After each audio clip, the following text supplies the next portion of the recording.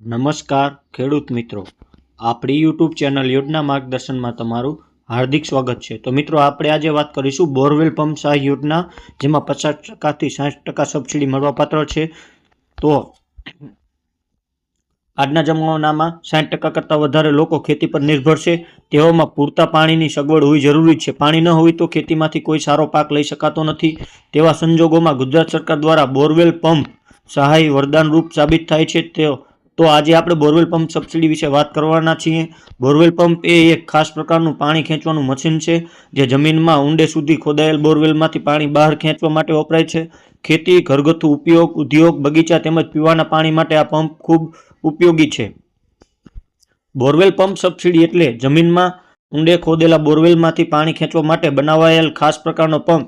તે ખેતી, ઘરગથ્થુ કામકાજ, ઉદ્યોગ અને બગીચા પાણી પુરવઠા માટે ખૂબ ઉપયોગી છે। આજના સમયમાં પાણીની અછતને દૂર કરવા માટે બોરવેલ પંપ એક જરૂરી સાધન બની ગયું છે।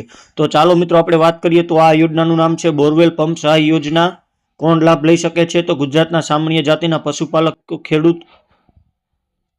ત્યારબાદ વાત કરીએ તો ઉદ્દેશ જોઈએ તો ખેડૂતોને સબમર્સિલ પંપ કે બોરવેલ પંપ ખરીદવામાં આર્થિક સહાય આપીને પાણીની અછત દૂર કરવી। સહાય જોઈએ તો સામાન્ય જાતિના ખેડૂતોને 50% સુધી સહાય, અનુસૂચિત જાતિ અને અનુસૂચિત જનજાતિના ખેડૂતોને 60% સુધી સહાય મળવાપાત્ર છે।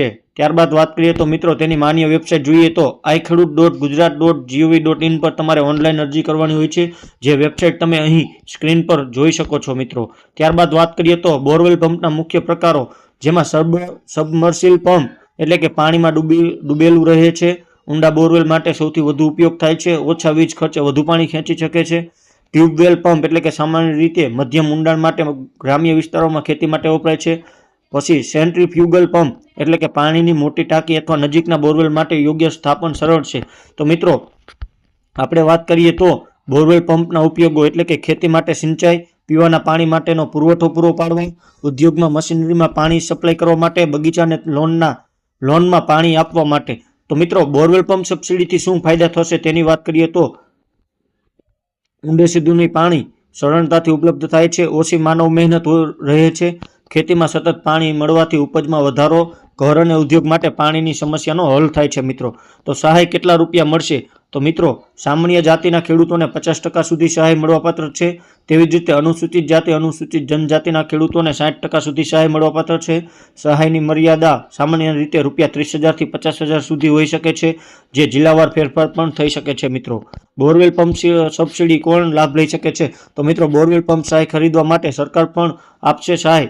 યોજના એ એવી સરકારી યોજના છે, આશરે સુંદરીય જીવન ધરાવતા નાના કે નિયત ખેતીકાર જેમની જમીનની ખેતીમાં ઉપયોગ થાય છે। બોરવેલ પંપ સહાય યોજનામાં કોણ લાભ લઈ શકે તે નીચે મુજબ આપવામાં આવ્યું છે। તો મિત્રો, ગુજરાત રાજ્યના ખેડૂતના નામે જમીન હોવી જોઈએ, ખેડૂત પાસે વીજ કનેક્શન હોવું જરૂરી છે। જે ખેડૂતોએ અગાઉ આ યોજના હેઠળ સહાય લીધી નથી તે જ પાત્ર રહેશે। તેમાં જરૂરી દસ્તાવેજ એટલે કે કયા કયા ડોક્યુમેન્ટની જરૂર પડે તેના વિશે વાત કરીએ તો બોરવેલ પંપ સબસિડીનો લાભ લેવા માટે ઓનલાઈન અરજી કરવાની હોય છે। તેના માટે અમુક જરૂરી ડોક્યુમેન્ટ હોય છે। પશુપાલનની યોજના માટે કયા કયા દસ્તાવેજ જોશે તેનું લિસ્ટ નીચે મુજબ આપવામાં આવેલ છે। તે દસ્તાવેજો તમારે અરજીમાં નાખવાના થશે, જેમાં આધાર કાર્ડ, જમીનનો 7/12 અથવા જમીનનો દાખલો, મોબાઈલ નંબર ઓટીપી માટે, બેંક પાસબુકની નકલ, વીજ કનેક્શન અથવા કસ્ટમર નંબર જો લાગુ પડતું હોય તો, પાસપોર્ટ સાઇઝનો ફોટો, જાતિનું પ્રમાણપત્ર જેમાં SC/ST માટે લાગુ પડતું હોય તો મિત્રો, બોરવેલ પંપ સબસિડી માટે ઓનલાઈન અરજી કેવી રીતે કરવી? તો બોરવેલ પંપ સહાય યોજનાનો લાભ લેવા માટે iKhedoot પોર્ટલ પરથી ઓનલાઈન અરજી કરવાની રહેશે। અરજદાર ખેડૂતોએ પોતાની ગ્રામ પંચાયતમાંથી વીસી પાસેથી ઓનલાઈન અરજી કરી શકે છે। વધુમાં નજીકની તાલુકા પંચાયત કચેરીમાંથી તથા અન્ય કોમ્પ્યુટરની કામગીરી કરતા હોય તેમની પાસે ઓનલાઈન ફોર્મ ભરવી શકે છે। ઘર બેઠા ઓનલાઈન અરજી કેવી રીતે કરવી તેની માહિતી મેળવીશું। બોરવેલ પંપ સબસિડીમાં જો તમે અરજી કરવા માંગતા હોય તો અરજી કેવી રીતે કરવી તેના સ્ટેપ બાય સ્ટેપ નીચે મુજબ આપવામાં આવ્યા છે, જે તમારે ફોલો કરવાના રહેશે। તો સૌપ્રથમ તમારે બ્રાઉઝરમાં iKhedoot પોર્ટલ લખવાનું રહેશે, જેમાં iKhedoot.gujarat.gov.in પર જવાનું રહેશે, જેમાં હોમ પેજ પર યોજનાઓ અથવા તો સ્કીમ ખોલવાની રહેશે। ત્યારબાદ વિભાગ તરીકે કૃષિ, પશુપાલન, સિંચાઈ સંબંધિત યાદીમાં બોરવેલ પંપ સેટ સહાય જેવી યોજના પસંદ કરવાની રહેશે અને how to apply online application on iKhedoot portal તરીકે દર્શાવેલ હોય છે। ત્યારબાદ તમારે મિત્રો રજીસ્ટ્રેશન અથવા લોગિન કરવાનું રહેશે। પૂછે તો આર યુ રજિસ્ટર્ડ એપ્લિકેશન? તો યસ, જો લોગિન હોય તો અથવા નો નવા યુઝર માટે રજિસ્ટ્રેશનમાં નો પસંદ કરો. રજિસ્ટ્રેશન દરમિયાન આધાર લિંક મોબાઈલ પર આવેલ ઓટીપી દાખલ કરો, જેમાં પોર્ટલ પર સ્કીમ ક્લિક કર્યા બાદ રજિસ્ટ્રેશન અથવા તો લોગિન પરના પગલાં લેવામાં આવશે. ત્યારબાદ અરજી ફોર્મ ભરો. વ્યક્તિગત વિગત, જેમાં નામ, સરનામું, આધાર, મોબાઈલ નંબર નાખવાનો. ત્યારબાદ જમીનના નંબર, સર્વે નંબરની વિગતો નાખો. ત્યારબાદ પંપ વિગતો, ત્યારબાદ બેંકની વિગતો આઈએફસી કોડ સાથે અને દસ્તાવેજો અપલોડ કરવાના રહેશે. અને ત્યારબાદ દર્શાવેલ ફોર્મેટ અથવા તો સાઇઝ મુજબ આધાર, 7/12 બેંક પાસબુક વગેરે અપલોડ કરવાના રહેશે. પૂર્વાવલોકનમાં બધું ચેક કરી સબમિટ કરો. ત્યારબાદ અરજીની પ્રિન્ટ કાઢવાની રહેશે મિત્રો, અને ત્યારબાદ કન્ફર્મ થયેલી અરજીનું પ્રિન્ટ કાઢી તમારું સહી અથવા તો અંગૂઠો કરીને તમારા પાસે રાખવાની રહેશે. અને જરૂર પડે તાલુકા કૃષિ કચેરી અથવા સ્થાનિક સૂચના મુજબ રજૂ કરો. ત્યારબાદ અરજીની સ્થિતિ જોવા માટે આઈ ખેડૂત હોમપેજ એપ્લિકેશન સ્ટેટસ અરજીની સ્થિતિમાં જઈ અરજી નંબર, રસીદ નંબરથી સ્થિતિ ચેક કરી શકો છો, જેમાં સ્ટેટસ ચેક કરવાની પ્રક્રિયા માર્ગદર્શનમાં દર્શાવેલી છે. એટલે કે મિત્રો, તમે તમારું ફોર્મ ભરો ત્યારે અંતમાં તમને એક કન્ફર્મેશન નંબર અથવા તો એપ્લિકેશન નંબર આપશે, જે અરજી નંબર તમે સ્ટેટસમાં જઈને નાખીને ચેક કરી શકો છો. ત્યારબાદ બોરવેલ પંપના ઓટા એટલે કે વીજળી પર આધારિત હોય છે. પંપની કિંમત વધારે નિયમિત જાળવણી જરૂરી છે, અને પાણીનું લેવલ ખૂબ ઓછું થઈ જાય તો પંપ બળીને ખરાબ થઈ શકે છે. ત્યારબાદ વાત કરીએ તો પસંદગી કરતી વખતે ધ્યાનમાં લેવાના મુદ્દા.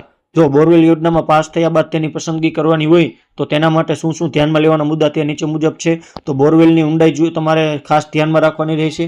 ત્યારબાદ પાણીની આવક કેટલી છે, પંપની ક્ષમતા, વીજ પુરવઠો, કંપની અને વોરંટી. ત્યારબાદ બોરવેલ પંપની જાળવણી એટલે કે પંપ ચલાવતી વખતે પાણીનું લેવલ ચકાસવું, લાઇનમાં લીકેજ ન હોવું જોઈએ, મોટરને ઓવરલોડ થવાથી બચાવવું, વર્ષમાં એક વખત સર્વિસ કરાવવી જરૂર છે. તો મિત્રો, અમુક લોકોને આ યોજના વિશેના પ્રશ્ન ઘણા બધા હોય છે, તો તેની ચર્ચા કરીએ તો બોરવેલ પંપ સહાય યોજના 2025 હેઠળ કેટલા ટકા સબસિડી મળે છે. તો સામાન્ય ખેડૂતોને 50% સુધી, જ્યારે SC/ST ખેડૂતોને 60% સુધી સહાય મળે છે. બોરવેલ પંપ સબસિડી હેઠળ કોણ લાભ લઈ શકે છે. તો ગુજરાત રાજ્યના જમીન ધરાવતા ખેડૂતો જેમના નામે વીજ કનેક્શન છે અને અગાઉ આ સહાય લીધેલ નથી. બોરવેલ પંપ સહાય યોજના 2025 માટે ક્યાં અરજી કરવી. તો આ યોજના માટે અરજી આઈ ખેડૂત પોર્ટલ પર iKhedoot.gujarat.gov.in ની વેબસાઇટ પરથી ઓનલાઈન કરવી પડશે. અરજી માટે કયા દસ્તાવેજો જરૂરી છે. તો આ યોજનાનો લાભ લેવા માટે આધાર કાર્ડ, જમીનના 7/12 અથવા હકપત્રક, બેંક પાસબુક, વીજ કનેક્શનની નકલ, પાસપોર્ટ સાઇઝનો ફોટો અને SC/ST માટે જાતિનું પ્રમાણપત્ર. બોરવેલ પંપ યોજના માટે કેટલા HP સુધી સહાય મળે છે. તો સામાન્ય રીતે 5 HP થી 10 HP સુધીના પંપ માટે સહાય આપવામાં આવે છે, જેમાં જિલ્લાવાર ફેરફાર હોઈ શકે છે. મિત્રો, સહાય રકમ ખેડૂતોના ખાતામાં કેવી રીતે જમા થાય છે. તો મંજૂર થયેલ સબસિડીની રકમ સીધી ખેડૂતના બેંક ખાતામાં DBT દ્વારા જમા થાય છે. અરજી કર્યા પછી સ્થિતિ અથવા તો સ્ટેટસ કેવી રીતે ચકાસવું. તો આઈ ખેડૂત પોર્ટલ પર એપ્લિકેશન સ્ટેટસ વિભાગમાં જઈ અરજી નંબર દ્વારા સ્થિતિ જાણી શકાય છે. તો મિત્રો, બોરવેલ પંપ યોજના આજના સમયમાં પાણી મેળવવા માટેનું એક વિશ્વસનીય સાધન છે. ખાસ કરીને ખેતી અને ગ્રામ્ય વિસ્તારોમાં ગુજરાત સરકારની બોરવેલ પંપ સહાય યોજના ખેડૂતોને આર્થિક સહાય પૂરી પાડે છે, જેથી તેઓ આધુનિક પંપ સ્થાપિત કરીને ખેતીમાં પાણીની સમસ્યા દૂર કરી શકે છે. યોગ્ય દસ્તાવેજો સાથે સમયસર આઈ ખેડૂત પોર્ટલ મારફતે અરજી કરીને ખેડૂત મિત્રો આ યોજનાનો લાભ લઈ શકે છે.